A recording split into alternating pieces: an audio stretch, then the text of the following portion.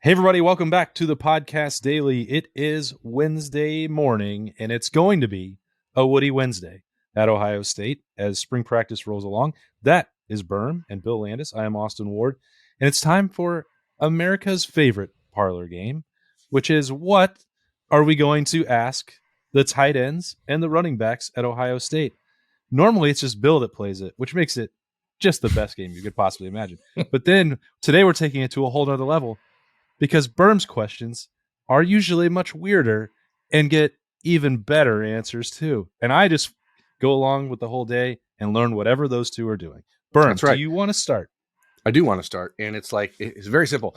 You guys got any more of them footballs? That's my first question, because there are way too many running backs that are good and Ohio State caliber on the roster, and there are 6 tight ends on the roster, and Ohio State wants to use it at Ryan Day's best offensive attack includes 2 tight ends.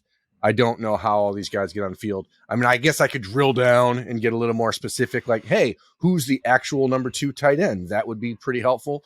It feels like Joe Royer is in the position to be that guy, but we've seen a lot of G. Scott this spring so far, and it is not the position where you ever want to play a freshman, but I'm telling you, there's just something a little bit different about Jelani Thurman than any player Ohio State's had at that position in about, 35 years. 35. 30, roughly 30. So let's go back to 1994, 95, the Ricky Dudley era. That type of athlete is just a little bit different. I was going to say, you've always been a huge proponent of Ricky Dudley. And to go back 35 years, this isn't a math show. That was probably. Yeah, I'm not good at math. I mean, how far back is 1995? 28 years? Might be. So, I don't know. I'm not great at this stuff. I think it is interesting that we get into this, because if you look at the spring as a whole, we've kind of glossed over the running back position, mainly because there's only 2 of them that are healthy enough to get day in and day out reps. They've spent throughout camp. It's just been Chip Trayanum and Dallin Hayden as they take care of Mayan Williams. Travion Henderson comes back from injury, and Evan Pryor continues to rehab. So we haven't even really been able to have that conversation. What would you do with these 5 running backs? Because that's not a problem for them in spring. And then the tight end thing, kind of similar, except they have been healthy. Just we don't really know what is going to transpire there. But the running back situation certainly deserves more attention maybe than we've given it. I just wonder what it means for Tony Alford now, because I think while sometimes we overblow perhaps the importance of a spring when it comes to setting a depth chart, it has to matter on some level. So if Chip Trayanum and Dallin Hayden are playing really well right now, and when we're out there, we see them running around, they look great. They're running hard, running over people. They look awesome. They look like they've really made strides this offseason. Does that how much does that matter in a world where the 3 other guys aren't a part of the equation? How does Tony do that evaluation when he knows that the board is going to drastically change 3 months from now? I'm sure and it's in the back of his head, and these guys are banking good reps, and all that's important. But if Travion Henderson comes out in August and looks like the old Travion Henderson, and Mayan Williams is Mayan Williams, and Evan Pryor is the guy we all thought he could be, I don't know. I don't know then what the first 16 practices of this offseason were for then, other than individual development. But in terms of setting the pecking order, I don't know. It just kind of feels like it doesn't matter, which is odd, an odd position to be in. It also feels like Mayan Williams, who really shouldn't be doing much this spring because he doesn't have to, is doing more than I think we expected him to, just because I think the push from Chip Trayanum and Dallin Hayden is enough to make those guys, you guys saw it with Travion Henderson on Saturday, he's probably pushing himself to get back out there a little bit earlier than he needs to. And does that change Alford's logic at all? Does it change the way he has to view the summer? How do you figure out the role for a guy like Evan Pryor at this point? Because he is clearly not going to break in and be one of the top 3 running backs heading into the summer camp. So what do you do with him? Yeah, I've talked to some of the Ohio State coaches and people around the program just about the situation, and there were people that were asking Brian Hartline during his media session, don't you just have to keep Evan Pryor in the back of your mind? And sort of the viewpoint for Ohio State right now is we can't. There's still enough people, enough skill players available right now throughout camp. Those are the only things that they can worry about and control and build. So there's not as much as we've talked about Evan Pryor's ability and compared him to Curtis Samuel and the great spring that he had a year ago, he's not ever had a chance to do that for Ohio State. So we're not talking about some proven commodity that's like, once he gets back, you know that he can do things that Xavier Johnson or Jackson Smith-Njigba did, or Curtis Samuel in the past, or whatever. Like, that hasn't happened for Evan Pryor. Doesn't, like, we all expect that he could, but for Ohio State to be like, let's put a pin in that and hope that by August we're able to incorporate that into the blueprint. Like, I'm not sure that that's the approach that they're taking, and probably not one that they should take. His injury and like the spiral from that and like what has transpired at the position, it kind of blows my mind how these things have sort of transpired. Because if you put yourself in Evan Pryor's shoes, right, last spring he's probably feeling really good about himself, had an awesome spring game, had that long touchdown run. Everyone thinks he's going to be part of the offense. His knee explodes on him, but even then he can think to himself like, okay, I'm going to get back. Mayan's going to be gone.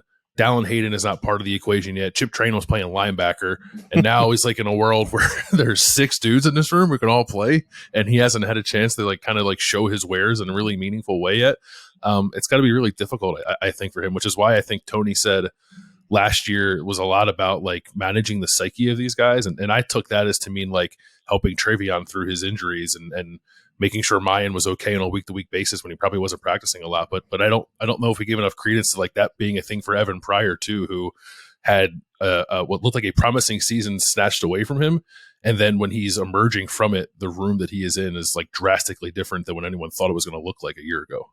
And Tony Alford gets a lot of, in my opinion, undue flack from parts of the fan base that expect more out of the running back room, but he does not get nearly enough credit for the work he does keeping his room together. I mean, that group is as tight as anybody on the roster, and there is no like jealousy. There's no, I need more reps, I need more carries. It is an extremely tight group. And so, you know, you head into this post spring that's coming up and you think to yourself, like, are all these guys going to stick around? Like, there's not even a worry or a thought that anybody from this group transfers, which is incredibly, incredibly powerful statement of how Tony Alford is viewed by these guys as their leader. And I think he should probably get more credit for that. They've been a successful group. Now they can do even more than they did last year. I think there's an expectation that, you know, Travion Henderson has to find the next gear. We know that health was part of that, even when he was working through it. Like, it just wasn't his best, most productive season. You know, there were times that you saw Mayan Williams get banged up, or we questioned, you know, the usage and the way that the carries were being handed out for that group. So it's not like Tony Alford does deserve a lot of credit for what he's built and maintained with this group, but we can also fairly say they probably need to get more out of it this year than they did a year ago.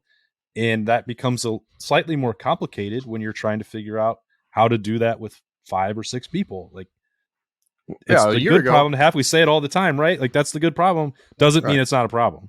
A year ago, the question was, what happens if these guys get hurt? And you were like, oh, wow, now we don't know what's going to happen. You're putting in a guy that was playing linebacker 3 weeks ago to be your leading rusher against Michigan. But now, because of what you got out of Dallin Hayden a year ago, because of what you got out of Chip Trainum, you get a healthy Travion back, you get a healthy and ready to go Mayan Williams back, you have the wild card with Evan Pryor. Like, now the problem is completely different for Tony Alford than it was 7 months ago, which I think puts him in a pretty unique position. And I think that's, you know, you talk about like, how do you manage things? When I think about the tight end position, like, if there's one group that's maybe being affected by the fact that the pass rush is killing the offensive line right now in practice, it might be the tight ends that need this spring to develop and to figure out who the backup guy is going to be, because Cade Stover's not doing much. But if the tight ends are running routes and no one has time to throw them the ball, I don't wonder, for a first-time position coach in Keenan Bailey, like, how challenging is that for him to get a real gauge on where guys are if those guys are basically being deployed as nothing more than, you know, they're just running 10-yard routes while the quarterback gets hit or tapped. I think you know the answer to that, Perm. It's that he's going to make them go out there and be extra tackles and block, and then we'll just not have this conversation about throwing the football to the tight end anymore. Oh, I thought this was the year that was going to happen. Is that not this year? Listen, it's still the time of year. It's still the time of year where we could pretend that it's going to happen this year, and that's the beauty of the spring. Maybe they should try like Bennett Christian at right tackle. Just throw him in that mix while they're looking for bodies there. Nice 260-pound right tackle. I think that could work. Hey, well, Reed Fragel went from being a tight end in 2012 to being an NFL right tackle. It can happen. Bennett Christian is 6'6". I mean, he's a legit 6'6". He's not one of these guys that says he's 6'6", but it's really 6'4". Our friend Reed Fragel came to Saturday's scrimmage. He got a shout out from Bobby Carpenter in the Horseshoe Lounge on Monday, and here he is again coming up. His ears have got to be just burning with talking about converting big tight ends into tackles. Now let's have Reed on and talk again about the diet that he had, the quote unquote diet that he got to go through in 2012 when he was converting from tight end to right tackle. I'm sure he would love to talk about the calories that he got to inhale that year. I've been on that diet since 1998. I promise you haven't been on this one. You're almost ready, Bill. You're almost ready. The NFL tackle life that you wanted is approaching. I don't think the knees can handle it anymore. You said that you'd give at least one good rep. One. Yeah, you get one, and then I can't I think one, and like the knees will explode as it's happening, and then once that plays over, the career is over. Oh. Well, you and Shane O'Mac have a lot in common. You did your best. What else is on your mind then for the tight ends, Bill? I was mostly curious because you and I, Austin, I think we're buying a little bit of the Jelani Thurman stock at the moment, and I wondered if we come on here and like Berm would talk us out of that, but no, it seems like he's right there with us. So I no, go ahead, Berm. No, he just looks different than what you see. The size is impossible to ignore. His athleticism, he has NFL bloodlines. His father obviously was an NFL linebacker. This is a kid who understands the game. And I think from an Ohio State perspective, and this maybe could be a discussion for another day about how the Buckeyes need to deploy young players perhaps a little bit more aggressively than they have in the past. If you talk a kid like Jelani Thurman out of the Atlanta area to come north to play football at Ohio State, even at a developmental position like tight end, which traditionally you're talking a 2 or 3 year lead in before that player gets any real run with the Buckeyes, you have to find a way to use him. Otherwise he will not be there a year from now. So what is the point of recruiting players like that if you're not putting them on the field and saying, hey, let's see what you can do? Is he the way he looks physically, Berm? Is that how different is that from what he was like as a prospect? Because I said to Austin the other day, like he's like 30 pounds bigger than I thought he would be when he got here. Yeah. I mean, he was listed at like 230 coming out of high school, but clearly whatever happened, even when we saw him in Atlanta for the Peach Bowl, he was there at practice with the Buckeyes. He did not look like this. So whatever's happened since he got on campus on January 8th, this last 2.5 months, he has been taking full advantage of that meal card and the weight room because he looks completely different than he did in January. I don't know that you have to take it to the level where they might not be here in a year, Berm. Like, I mean, I think that Jelani Thurman can carve out a role.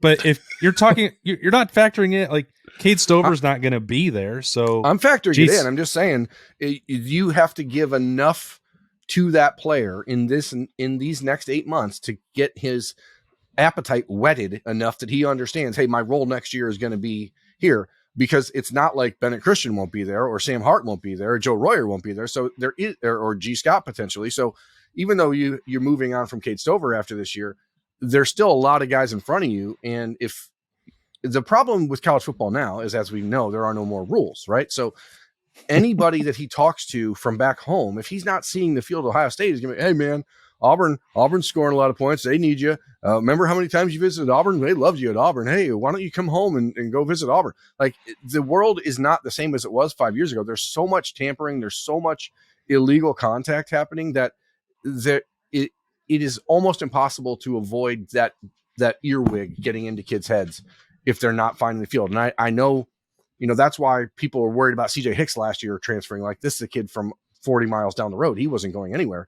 When you're talking about a player from Atlanta who is a top 5 tight end prospect in the country, according to the consensus rankings, like, if you're Ohio State and your whole pitch is, hey, we develop complete tight ends, that's great. But the patience for players these days is not where it was. I mean, you can't say, "Oh, we'll see you in 3 years, Jelani." I mean, what's that's just not going to work. I don't dispute anything you said, but Ohio State has also been more successful than almost anywhere else in not having those people immediately leap into the portal. So that's true.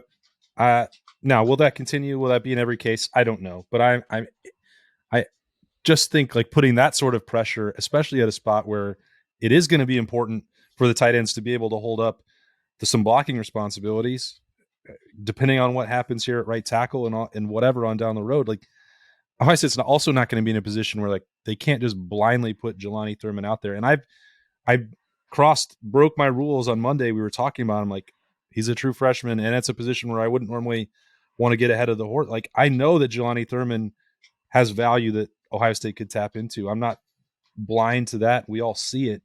But to suggest that like it has to happen, whether it's Jelani or anybody else, or you lose them in a year, like I don't think Ohio State can operate that way.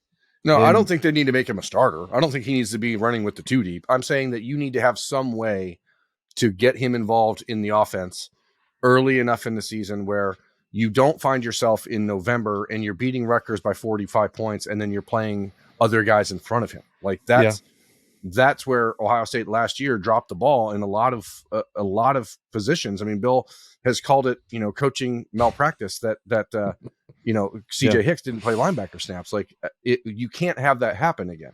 You simply can't, because CJ Hicks is going to be the starter next year for probably one season at this point. And then it's like, how do you tell kids around the country, come to Ohio State, you're going to play early and you're going to be developed. But a lot of kids anymore, especially when you look at how much Georgia uses their freshmen, how much Alabama plays for, like, these are the arguments, these are the conversations you have to have. It's awkward, it's uncomfortable. But you know what else we should talk about? How tough Cade Stover is.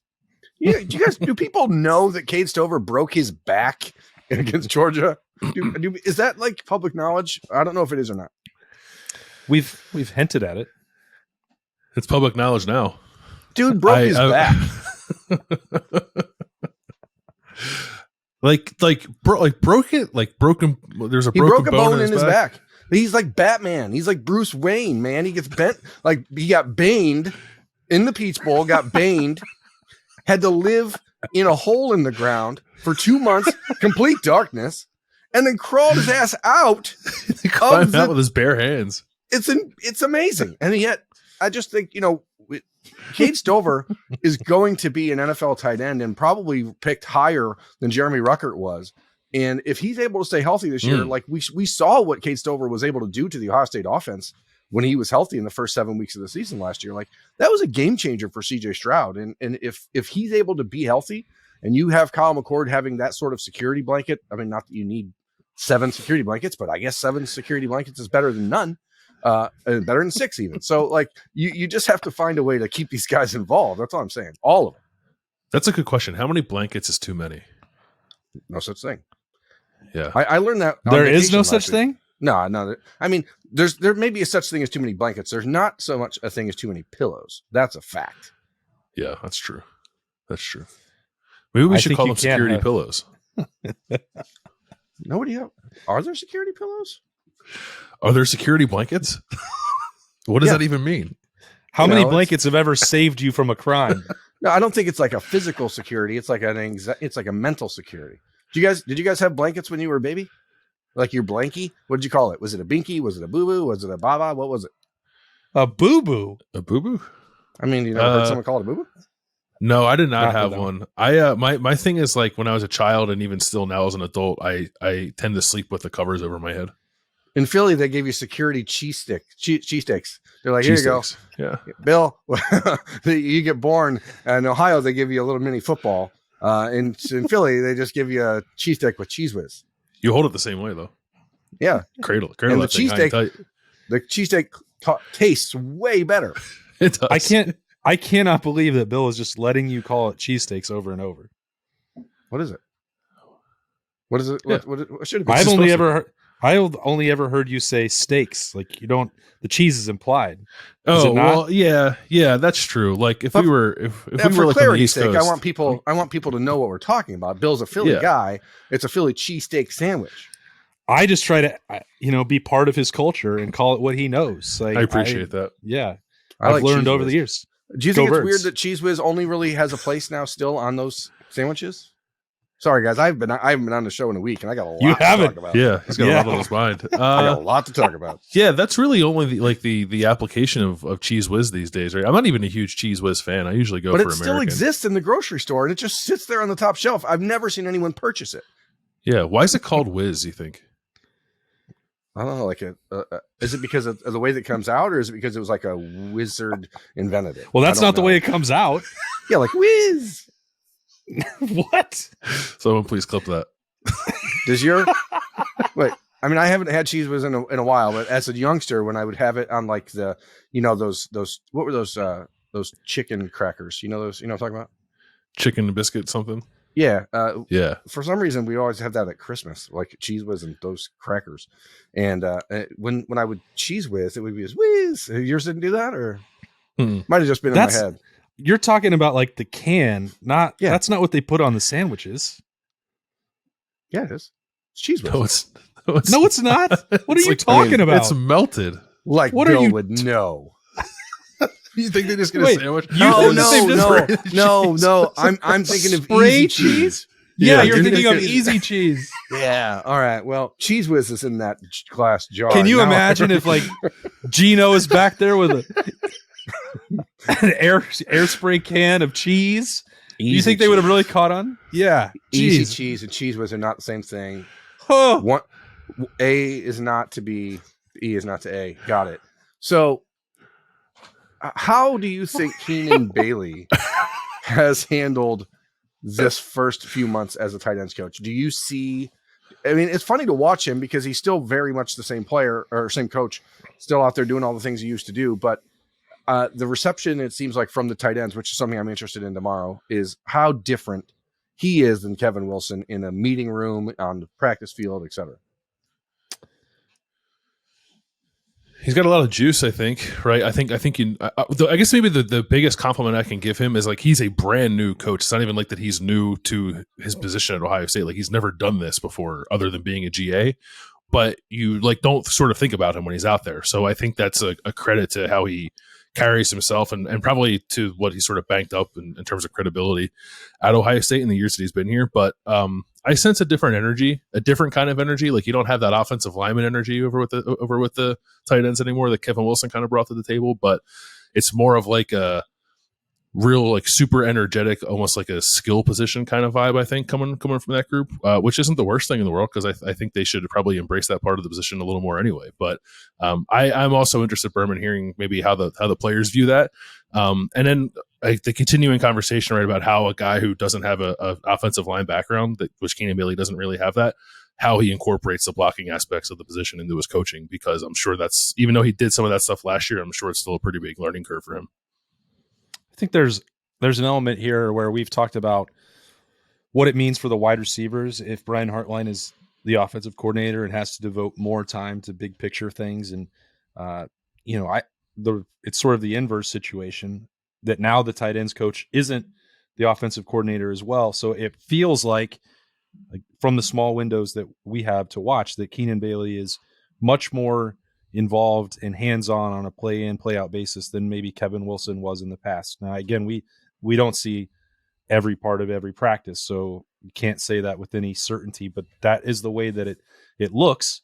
And then to Bill and your point, Berm, like it seems like the time that I see him doing that the most are related to passing routes and things that they're doing down the field and not necessarily to blocking. So it doesn't mean that that's not happening.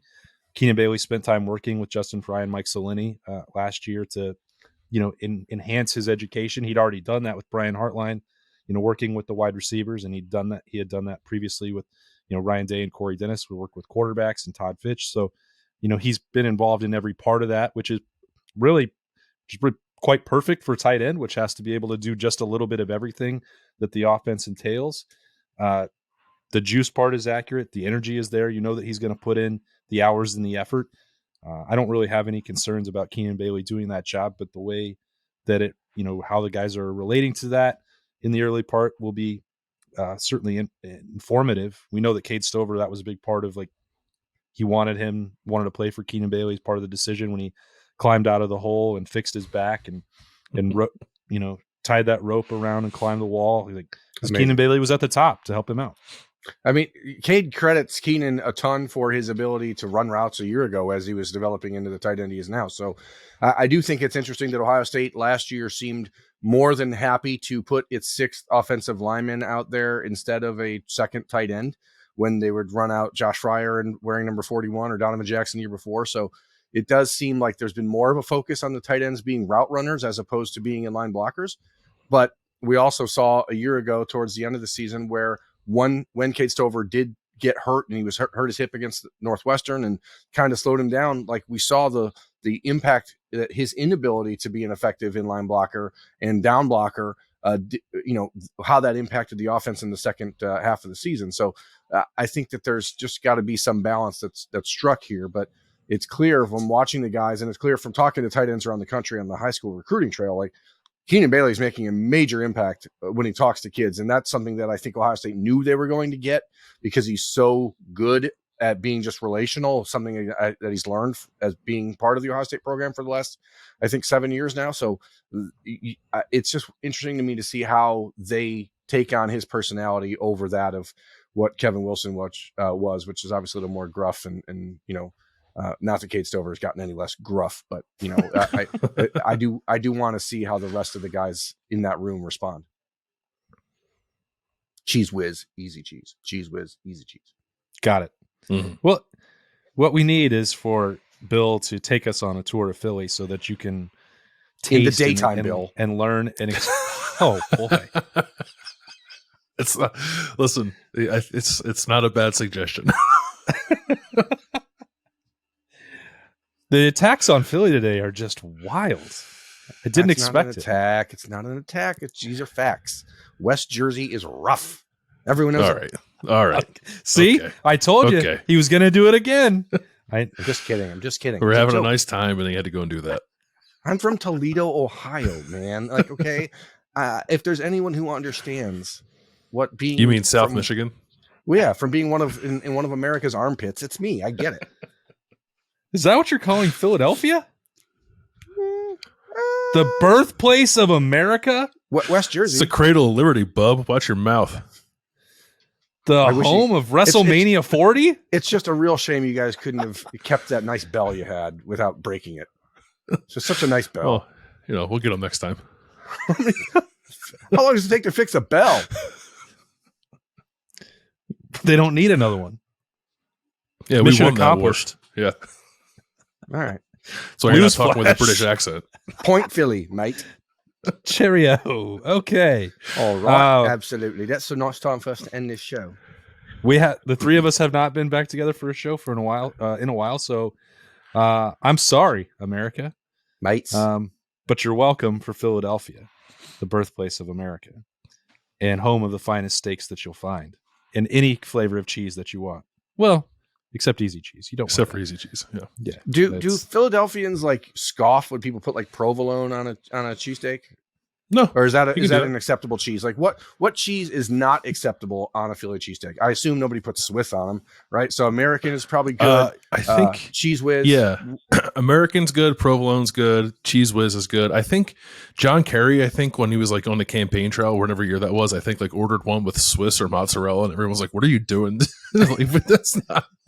No one orders a sandwich that way. He did not carry Pennsylvania. No, certainly not. Well, I'm surprised. I mean, if he was trying to put ketchup on it, probably, that's probably the next move for him.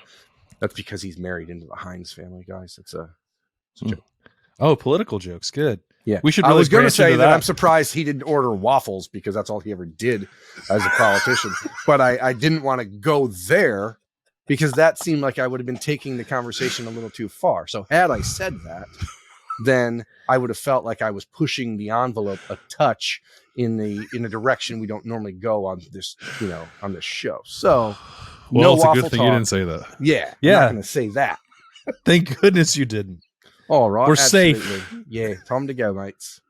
We will have coverage at ohiostate.rivals.com and on the podcast of Ohio State's tight ends and running backs. And it'll probably be a lot more serious than this show was, at least for the most part. I can't promise anything once Snap Judgments rolls around, but maybe we got all of this out of our system as the three of us get back together to talk about some football on a Wednesday afternoon. Stay tuned for that. Thanks for joining us. Thanks for starting your day here on the Podcast Daily with us. That's Berm and Bill. I'm Austin. We will talk to you later.